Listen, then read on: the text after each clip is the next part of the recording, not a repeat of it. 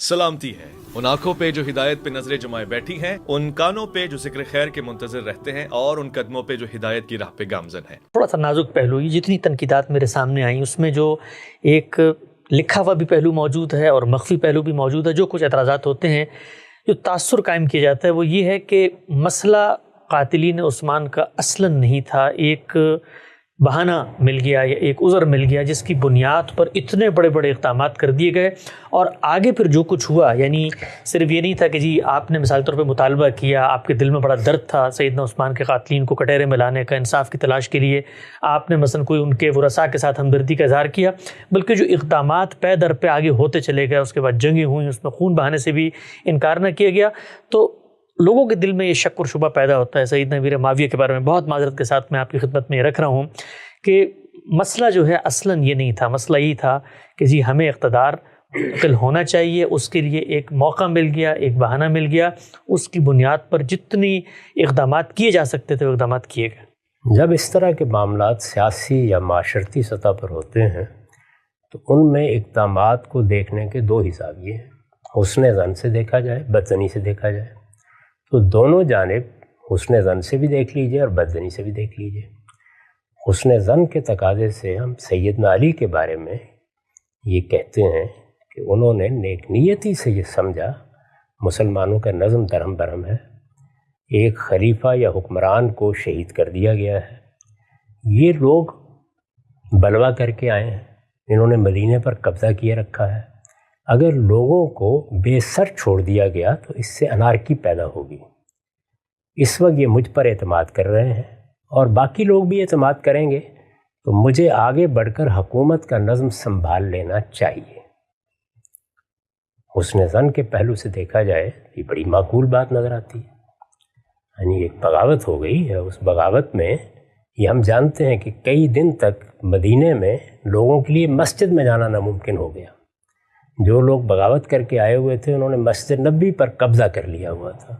सैयदना उस्मान मुहासरे में रहे कई दिन तक, उन तक पानी पहुंचाना भी मुश्किल हो रहा था। इस तरह की सूरत हाल में एक बड़ा हादसा हुआ, उनकी तदफीन भी एक मसला बन गई।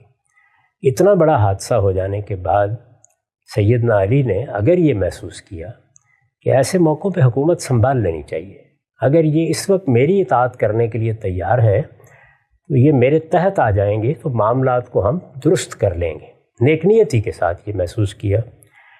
ये ज़ाविया है, एक दूसरा ज़ाविया भी है कि पहले से बेताब बैठे थे, उन लोगों को उभारने का मामला भी उन्होंने किया। उन्हीं के घर में मोहम्मद बिन अबू बकर ने परवरिश पाई है, एक लिहाज से वो उनका बेटा ही था, यानी वो साहिबजादे तो सैयदना सिद्दीक़ के हैं, लेकिन फ़ौरन ही बाद अभी शायद 1-2 साल के थे, इस वक्त मेरे जहन में नहीं है, लेकिन बहुत छोटी उम्र में वो सैयदना अली के घर में आ गए, क्योंकि सैयदना सिद्दीक़ की अहलिया ने सैयदना अली से शादी कर ली थी, तो उन्हीं के यहाँ परवरिश हुई। वही सबसे आगे था इस सारी बगावत में। ये सारी की सारी स्कीम बनाई इस मकसद के लिए की गई कि बनु उमैया के एक हुक्मरान मौजूद है, इनका ख़ात्मा हो, और मैं भी अब बूढ़ा हो रहा हूँ तो मेरे लिए भी इक़्तिदार का रास्ता निकले, तो क्या राय कायम करेंगे।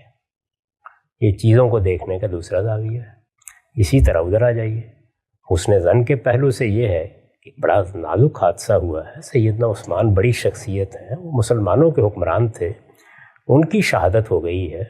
वो दूर बैठे हुए ये देख रहे हैं, और वही नहीं देख रहे, हज़ारों और लोग भी देख रहे हैं कि सैयदना अली रज़ी अल्लाह अन्हु ने उन्हीं लोगों के हाथ की बैत कबूल कर ली है और हुक्मरान की हैसियत से ज़िम्मेदारियाँ संभाल ली हैं, और एक लिहाज से वो लोग उनकी हिफाजत में आ गए, यानी बलवा करने वाले लोग उनकी हिफाजत में आ गए हैं।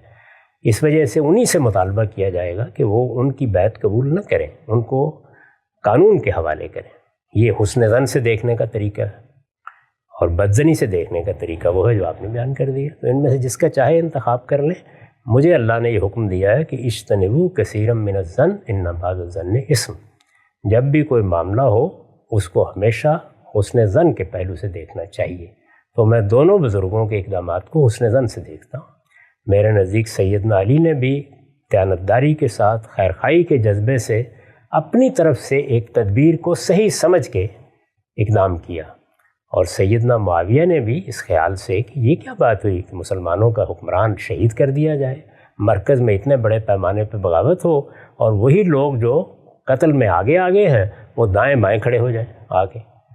ظاہر ہے کہ یہ دو زاویے ہیں نا دیکھنے کے، تو دونوں کو اگر آپ حسن ظن سے دیکھیں گے تو نتیجہ اور نکلے گا، بدظنی سے دیکھیں گے تو نتیجہ اور نکلے گا۔